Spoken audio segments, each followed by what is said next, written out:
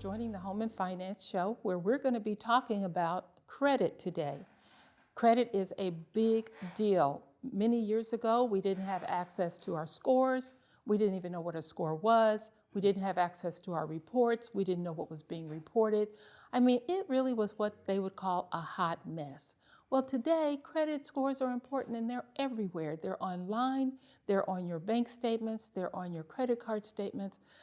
And unfortunately, what the problem is, we don't understand it. So today we're going to be talking about straight talk about credit and credit scores, especially as it relates to the mortgage process. Joining me to have this conversation, of course, you know, is my co-host of the Home and Finance Show. Good morning, I'm Janice Bradley with JB Real Estate Consultants. So Janice, you know, we have a talk about this occasionally, and I'm always in a twit because my famous words are, you know, don't use your logical mind. Exactly. Don't use your logical mind. And you guys, we cannot answer, let me just first say, my knowledge of credit has come solely from mortgage lending and getting people who were not ready for a loan, maybe many times because of credit, into a space where they are ready to qualify for a loan. So it's been interesting to see learn over the years those things that impact scores, and so I can give counsel on how to do and fix things. So there's some things I really want to talk about today and just kind of talk to Janice and we can have a conversation about, hopefully that will help you also better understand. And so I'd like to start by just saying, hey, this little 3-digit number, which we know as the credit score. Janice, remember 20 years ago when we started the show Home and Finance and I was talking about that 3-digit number? And it's a 3-digit number that affects the quality of all of our lives. Now, whether you're plugged into it or not, it really, really does. Well, actually, it's actually for employment, insurance. And, you know, when I knew how it affected insurance, somebody even just trying to get a home insurance, a policy for that used to blow my mind. Yeah. So that's how much things like that have changed. It just rules you.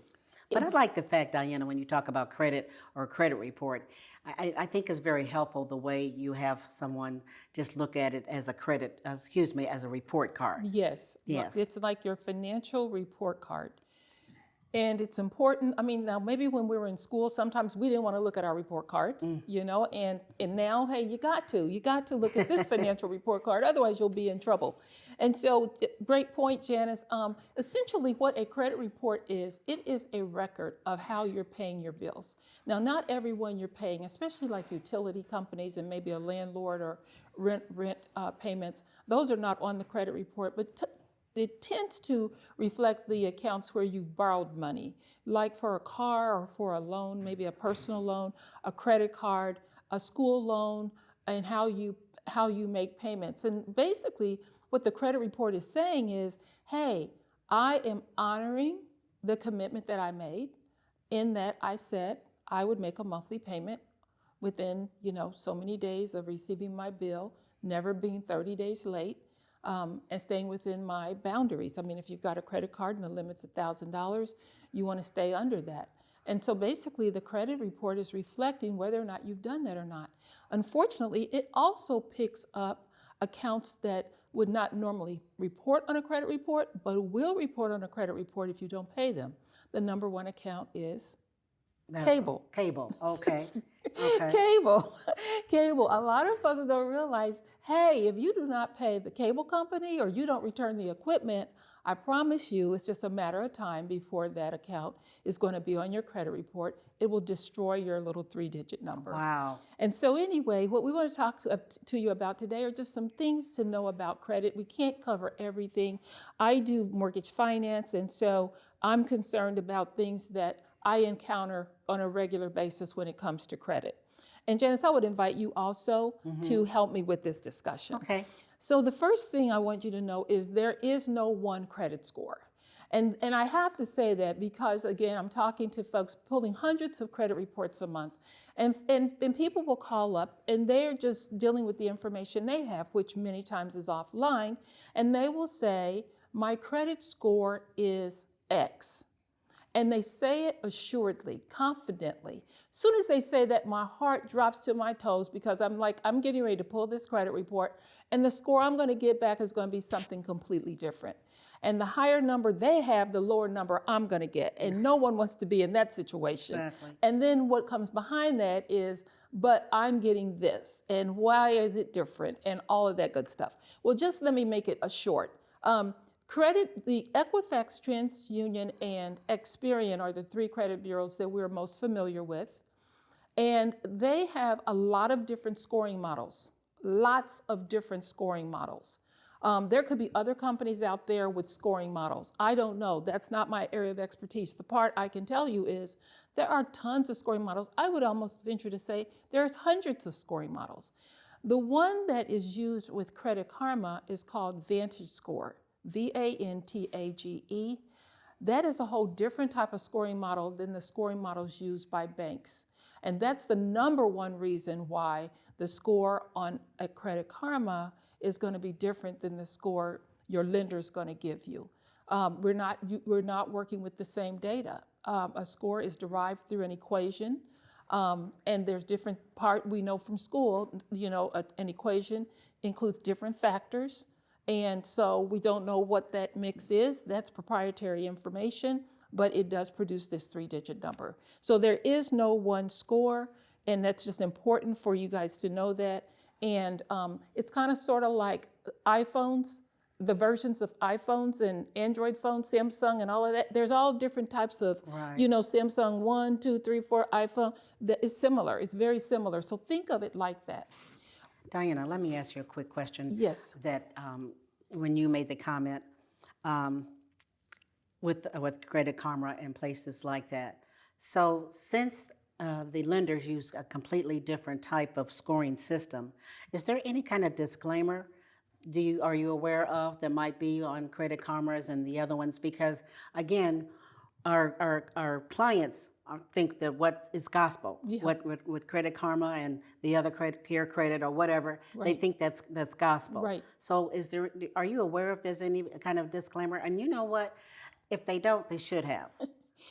We live in America. Okay. And Remind me. We live in America. Okay. And so, we have the ability to sell our product and services, right? And marketing is a skill that is used in the promotion of products and services. There you go, marketing. So it's the little ink, Janice's words, little ink. If you look at the, like out on Credit Karma, for example, in the little ink, it talks about that Credit Karma uses the VantageScore model. Okay, I don't know what else it says, but it does tell you the type of model it's using. Now, does that mean anything to the normal consumer? Not one thing, but it is the truth. But it doesn't really help you understand and reconcile in your mind why one score is different than the other. So a quick question though, you made a comment that I don't think I've heard you say before. Okay. And that is that you're right. My clients are saying it right then, oh, my credit score is 698. Yeah. But you're saying 9 times out of 10 when you're, as the lending information that you use is going to be lower. So why would it be that much lower? Do you have any kind of idea? I'm going to just throw out something. I know nothing. Okay, I know nothing. But one thing I think I've heard about VantageScore is they don't put as much weight on medical debts or some other kinds of debt. Gotcha. Okay, that maybe some of the other scoring models does. Makes sense. So that's an example. So like, and there was some conversation about this. Actually, if I was a lot younger, this would be my area of focus professionally because I'm fascinated by it. There was some conversation about, at some point, medical debts, for example, under a certain dollar amount would have no impact on the score. So you can arrange your equations, so to speak, to weight things out differently, and therefore the score. Well, take Equifax, TransUnion, and Experian. 3 different bureaus, 3 different scores. They scored differently. I was working on a credit report earlier today, and I went into each one of the bureaus and I paid down this one particular credit card, and I was trying to see what impact it would have on the score because I was raising the borrower's score. And it was interesting. Experian and TransUnion both responded favorably. like lots of points favorably. Equifax, not so much. So they're again right among the three big credit repositories. You've got different equations. So all of that to say, viewers and listeners, all of that to say is there is no one score. And how do I recommend you use Credit Karma and the sites out there? Use them, watch the movement of the score, not the score number itself, but the movement. So if you're out there and you see that your score is 740, and then your score goes to 720, you want to go in and see what's driving that. Because even though accuracy, and it also educates you on what happened on your credit report this month that caused your score to go down. Through that, you're going to learn yourself how to manage your credit. So Diana, as an example, when you were saying you really need to look at the credit report to see what's driving the score, whether it went up or let's say down. So, for instance, that would be during the holidays when somebody's really shopping and they're using practically all of their limited, Yes. whatever their not their score, their limit is. Yeah. So if it was for 2,000 Right. and they're at 2002, Yeah. okay, that's going to drive the score gonna drive down, the but at score least they down. can see why it did that. Exactly. Okay. Credit Karma has a lot of good information on the site. Most people, many people, I shouldn't say most, many of the people I talk to go no further than the score. But if you go further, you can access your TransUnion report and you can access your Equifax report. And it has a lot of great information. It will tell you why your score went up or why your score went down. That's the information that I think is very beneficial. But the site itself is there to educate, and it also markets a lot of credit cards. Credit cards help scores. I mean, so, but what we want to encourage you to do is look beyond the score. Watch the direction of the score. If the score is going up or down, go further and look and see why did your score go up or down. That's going to educate you on what is driving your score. So that's the most important thing. There is not a one score. Continue to educate yourself about the scores. Lenders are always going to typically have, in my opinion, a more conservative score. We're going to come from the FICO world when it comes to credit scores as opposed to the Vantage. There's a lot of conversation out there in the world of finance about using different scores, more, I would say, lenient scores, even in our loan analysis. But any of those changes will take forever to actually implement. But the most important thing is just to be aware. At this point, Home and Finance is always making sure you're aware of what's going on, just so that you're not in the dark about things. So that's number one. The other thing about credit is there's basically two types of accounts that actually help create a credit report. One is an installment debt, and the other is a revolving account, often referred to as a credit card. The installment debt is when you borrow a specific amount of money and you have scheduled monthly payments over a definitive period of time. And that means if you make that payment each month, eventually you're going to pay the account off. That's an installment debt. If you pay on time without being 30 days late, that's going to be a positive thing. So you're going to be able to, reflect a good payment rating on that account. The other account is a revolving account. That is a credit card, is a revolving account. A home equity line is a revolving account. You have a limit, you're able to draw down, you manage it.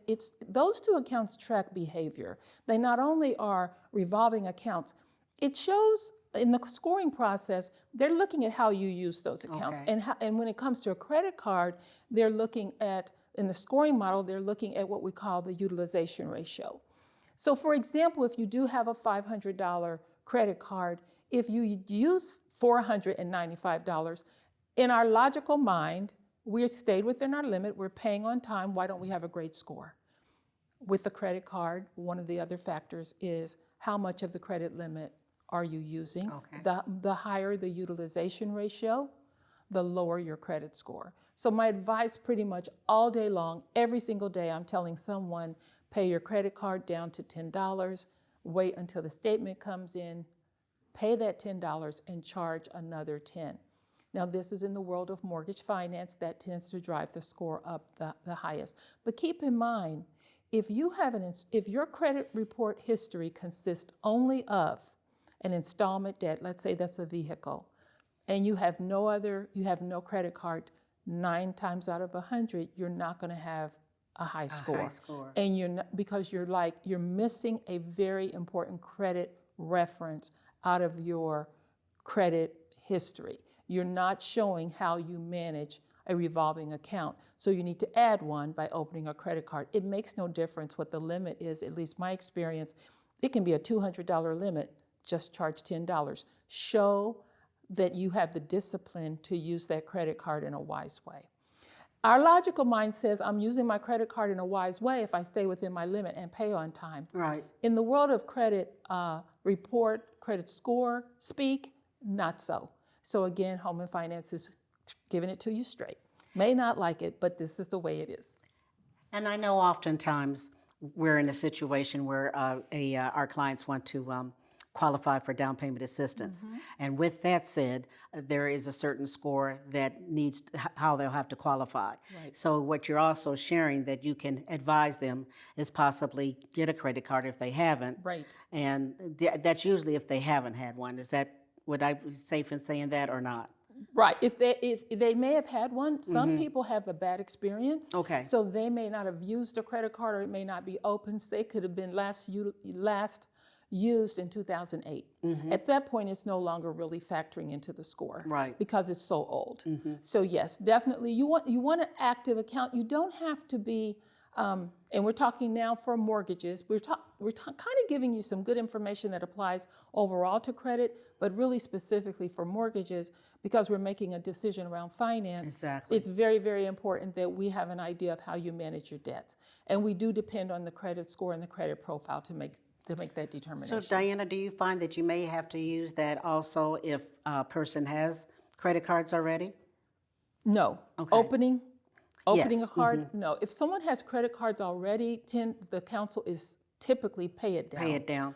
If you don't have one, the counsel is open up one. $10 is the balance. $10 is the magic number. We use simulators and everything to watch how credit cards respond. The score responds to the balances on credit cards. And it's interesting to me that it's normally $10. And guess what? Again, a zero balance on a credit card, if you have what we call thin credit files, where you may only have a couple of accounts, you're not big on borrowing money, more conservative, we would consider that pretty much a thin credit file. If you have a credit card on that credit report, one, and you have a zero balance, it's probably your score is not going to raise as high as it could. And that's because of no activity. No activity. Right. And if you pay that card off before the statement comes out, then that's kind of seen at the credit bureau space. From what I'm seeing, that looks like no activity. That's why you've got to let the statement publish first I see. and then pay it off, because important. whatever comes out on the statement is what goes to the credit bureaus. So Diana, I know you're always saying not to use our logical mind. Yes. So if you're sharing with me to open up a credit card because I need to increase my score, Yeah. so me and my smart self, so I got another credit card so that could go up twice as quickly. Yeah. Would you say no? No. Don't do that. If you're in the business of buying a home, you want to be glued Do to your exactly loan what officer. the- Exactly. what the Don't lender add says. don't add. And guys, I understand it's crazy. It will make you crazy. I do understand it, but one credit card is all you need. If that's what your lender has told you to do, I'm just going to say one credit card is all you need in Okay. that lending process. Now, if just a general comment, let's say you file bankruptcy, you're trying to reestablish credit. You would like to have at least 2 accounts, if not 3, on the credit report. And you can use 2 credit cards or 3 in that case. In that case. But you're because only it's going to take you a while anyway. Yes, but you don't have to have multiple credit cards to get a score. And like if adding a card is going to raise your score 30 points or 50 points, like Janice is saying, adding a second card or a third card is not going to raise your score an equal number of Well, points. logical mind. And I agree We with just you. want to make sure that everybody's hearing the same thing. Everybody needs to hear the same thing. The other thing I want to talk about real briefly is the 30-day late payment. So I call late payments, I refer to late fee late payments, and I refer to 30-day late payments. Late fee late payments typically occur when you've not paid your account by the due date. There used to be a thing called grace periods. I don't even think that exists anymore. I think now when you get your monthly statement, your payment's due by a certain date. If you've not paid it, you charge $25 or $30. That's a late fee for that late payment. That does not report on the credit report because it is not 30 days late. What reports on the credit report through the credit bureaus is a payment that is 30 days late. And keep in mind now, this is a big deal because a 30-day late can cause your points to drop anywhere from, I'd say, 30 to 100. And guess what? When you bring that account current, you do not restore those points because that would be seen rewarding you for bad behavior. The bad behavior was being late in the first place. Let me tell you something else that doesn't work. It doesn't work for you to call up Capital One and say, hey, I'm limited on funds this month. I can't pay you this month, but I'm going to pay you and catch up my account next month. They may very well say, okay, that's fine. But the account is still 30 days late. 30 days late. So, and the reason we do these things is because this is the way we used to do it. And it didn't matter. I mean, as long as you called the creditor, they said fine, and then you may not have been penalized for it. But we now live in the digital world. Everything's automated. Numbers, tracking. And so while you've let the creditor know why you've not made the payment and they have noted the file and they're okay with that, that does not change what's being reported at the credit bureau. The reason it's such a big deal is because if a payment is due on the 2nd of the month and you have not paid it for 30 days, the assumption in that behavior is you are in financial crisis. Now, I have done everything, guys. I worked at a bank, and the things that I've done, the financial mistakes I've made all that you've made. So this is why I know we don't understand. I used to think it was all about paying the debt and not letting the debt go into collection. I never knew it was about behavior. I never knew it was about paying on time. I didn't think paying on time was that important. I thought more important was I'm going to pay you. Yeah. Janice. And you might double up. I Right. might double up. Triple up. And I tried to pay in advance on a credit card. You can't do that, guys. I tried that. That didn't work. And so anyway, the thing that you want to know is that through how you handle your credit, how you handle your payments, you are demonstrating your behavior toward debt. You're demonstrating your values. You're demonstrating, what kind of person you are. You're a person that honors and if you don't pay, we are going to believe that you're in financial crisis. That's just it, because you've had 30 days to pay. So if you've had 30 days to pay and didn't pay, think what now happens in 60 days and 90 days. 60 days you didn't pay, 90 days you didn't pay. So I get this, and I get people who say, hey, I want to bring my account current. Now can I buy a house? No. You're going to have to bring the account current and then continue to keep it current. Start it all over again. And restore yes. You know what I almost hear you saying, just because of just being human, I think we're forgetting that we're really, these are other people's money. Yeah. It's really not our money. Well said. I think that's what I'm hearing you say. We're forgetting that's their money. That's their money, and they had a plan. They had plans for it. Okay. And you didn't pay them. And it's no different than if you were They got to pay bills too. They have to pay bills too. Exactly. It's like if you were promised that, maybe you may have had this experience with your kid, hey, mom, dad, lend me this, I'm going to pay you back. Okay. And they don't pay you back. Certainly if you really needed your money, a family member, it's the same thing, you guys. And so what you want to do is make sure that you're communicating the right message. I suggest for busy people and for people who are comfortable with it, set those payments on automatic deduction. I have seen scores ruined over $20 and $30 payments more than I've ever seen a late payment on a car. I've seen more late payments on credit cards than a car payment. And we understand late payments on a car because that's several hundreds of dollars, and a person typically was in a financial crisis. Maybe they had to make a car repair or whatever, but a credit card, $20, $30, it's not worth the loss in points, and especially if you're thinking about buying a house. So that's the deal with late payments. Last thing I want to talk about that I think there's a misunderstanding about, I know there's a misunderstanding about, is student loan debt. And it's the student loans that are in forbearance, deferment, or an income-based plan. Even when you have student loans in one of those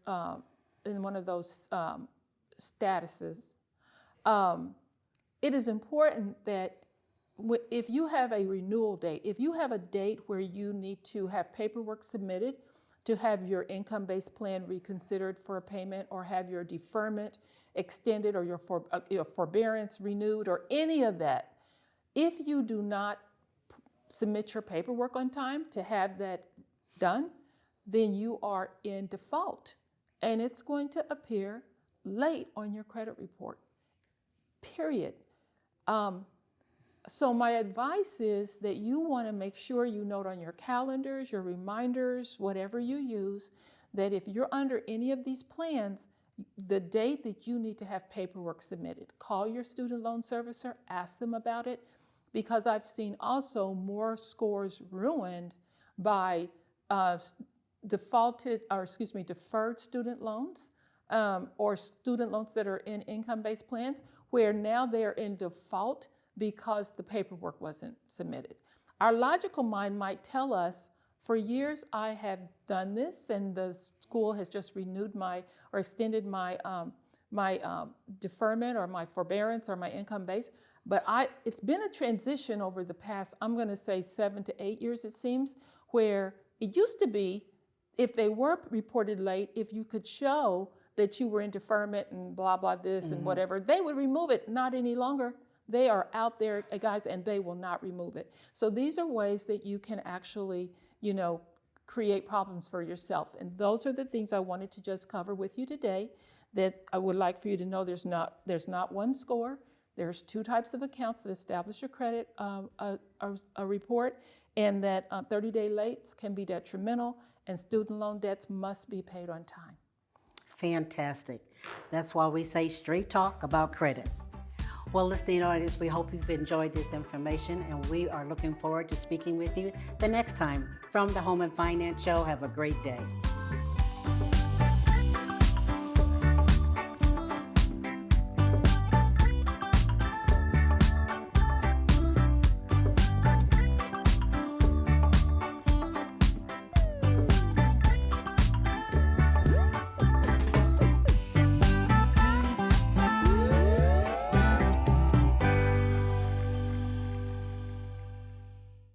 Has it been a nightmare trying to buy, build, sell, or refinance a home? Then wake up to the Real Estate Dream Team of Janice Bradley and Diana Rice Wilkerson. This dynamic duo provides you with up-to-date, honest information, credit counseling, financing options, and more. Don't listen to haters who say, you can't own your own home. Yes, you can. With Janice and Diana, call now and listen for them on the Home and Finance Show, Saturdays, 1 p.m. on WTLC AM 1310 The Light.